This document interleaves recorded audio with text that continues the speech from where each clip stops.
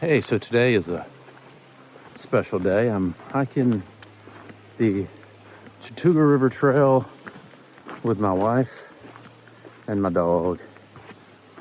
So it's special because of that. But it's also special because today I hit 1,000 miles on my Hoka One Stinson ATR 4. If that isn't long enough for the name of a shoe. So I'll do the 1,000 mile review of the Stinson ATRs. In the coming weeks, I'll also be doing a 3,000 mile review on several pieces of gear. My Z-Packs Duplex tent, my Z-Packs Arc Haul backpack, and my Thermarest Neo Air X-Lite sleeping pad. Probably some other things in there too that have been giving me good service for 3,000 miles, but those will be coming out in the next few weeks. So keep an eye out. If you subscribe below and sign up for the notifications with the little bell icon, then you'll get notified when those videos come out.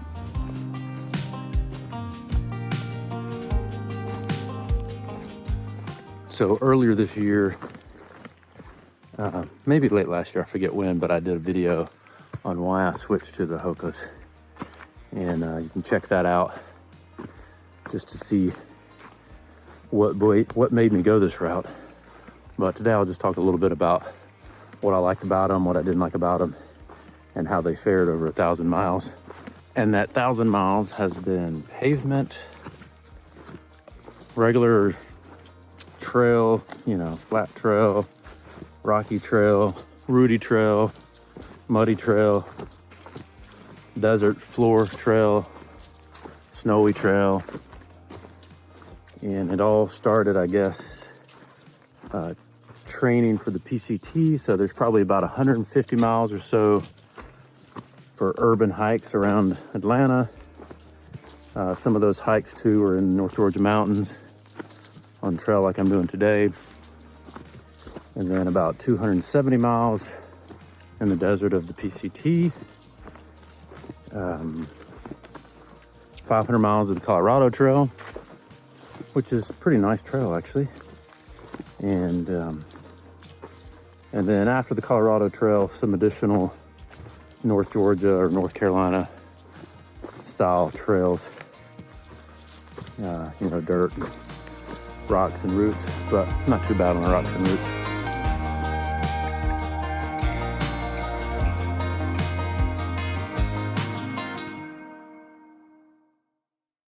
Few specs about the shoe.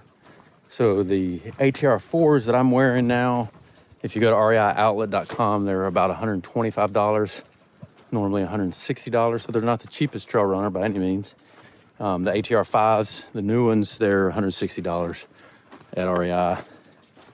And they weigh 1.5 pounds per pair, right? So 3/4 of a pound per shoe. Sounds like a lot now that I hear that, but didn't seem heavy for the last 1,000 miles. I don't know how it compares to others. You guys can let me know.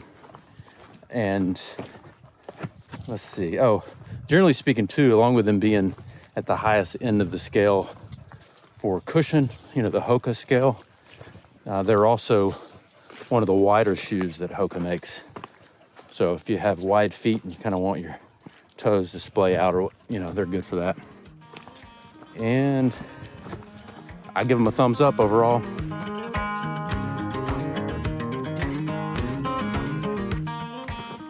So what are the 3 things that went well for me? Well, the first of those would be comfort, which is pretty important in a hiking shoe. And as I mentioned in my other video, the reason I went with Hokas initially is because the bottom of my feet felt bruised, and my Solomons. So Hokas have a very thick sole. They are not zero drop like some other trail shoes. I actually tried on some of the Ultras before I got the Hokas, but I just felt like I was, walking on the ground, which is nice. I mean, I wish they were comfortable for me, because that would be nice to be able to kind of have that feeling, but I needed the cushion. So cushion on the bottom of the Hokas, and especially in the Stinsons, is pretty thick. It's rated as their, highest on their comfort scale, and it has definitely done the trick. They keep my feet comfortable on the sharpest rocks or roots or gravel roads and all that. So the second thing that went well for me was not that the soles are as big as clown shoes, but the traction of the soles. So I'll probably say it wrong, but I've always just set up Vibram, I don't know, it's Vibram like to me, but they're Vibram soles, and while they're not smoothed out, in the first 500 miles or so, they are very good. They have very good traction, wet rocks and things like that. I didn't slip or slide. Now, after about 500 or 600 miles, when they're starting to get a little worn out, they do slide around a little bit. And I had a fall on the Colorado Trail. Actually, not even really on a trail, but it was a dirt road that had a little pea gravel as the road covering. And, they were already smooth on the bottom and kind of slipped to the side. And did that like 2 or 3 times within like a mile. But overall, the traction was really good when I needed it. And the third item that went well for me was durability. So again, I hit 1,000 miles today on these shoes, and as you would expect, the bottom of the sole has gotten smooth in parts, but it lasted at least a good 500, 600 miles before that started happening.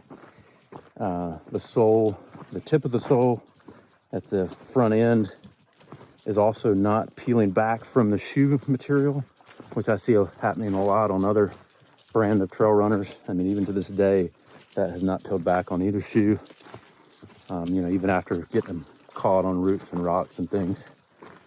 And, the sides of the shoe where the mesh is, I do have holes on 3 of the sides, both outsides and one of the insides, in the areas where you would expect it, kind of like where the widest part of your feet are, and your big toe maybe.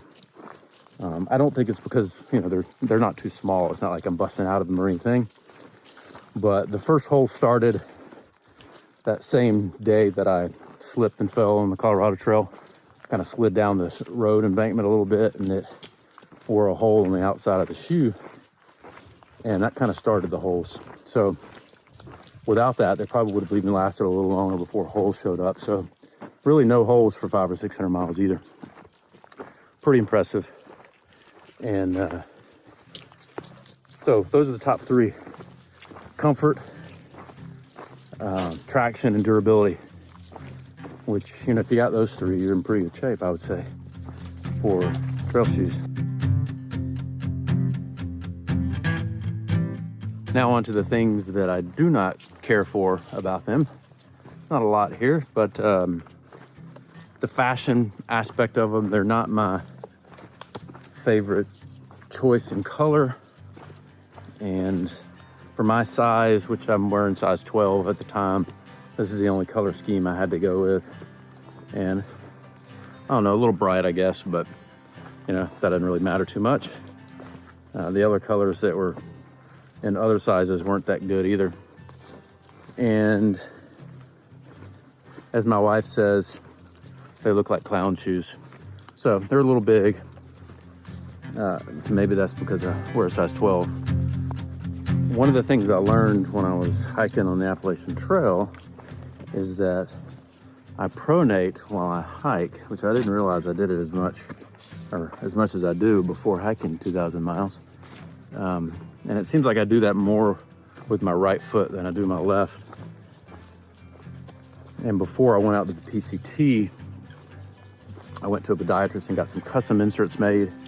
They're fiberglass inserts, and they don't, they're gonna last forever. They don't bend. I guess they could crack or break, but they definitely don't bend. They've got a lot of support on the inside of my feet so that I don't, try to walk on the inside of my feet. But I use those in these Hoka Stinsons for the entire 1,000 miles. Now, for some reason, on the right shoe, again, the one that I pronate more with, because I was kind of walking on the inside of the shoe a lot, it seems like the sole has collapsed. The cushion in that sole has collapsed a little bit. So now I'm kind of permanently stuck walking at an angle on that shoe. It started getting kind of like this around mile 650 or 700 or so. And, that's a lot of miles on a shoe, especially if I'm walking with a custom insert that's putting pressure on the inside of that sole. So, I'm not really, even though that's one of the things I have as a complaint, I guess, it's not something that makes me not like the shoe. I mean, I've been very pleased with the shoe. So much so that they no longer make the Stinson ATR 4. They've now moved on to the ATR 5, but I will be ordering a pair of the ATR 5s so that I can get those ready for whatever future hikes I might do. Thanks for watching, everybody. If you have any comments or questions, just leave those below. And if you have experiences with Hoka Ones, then throw those comments down there, and that way everyone can learn from our experiences. Thanks a lot. See you out there on the trail.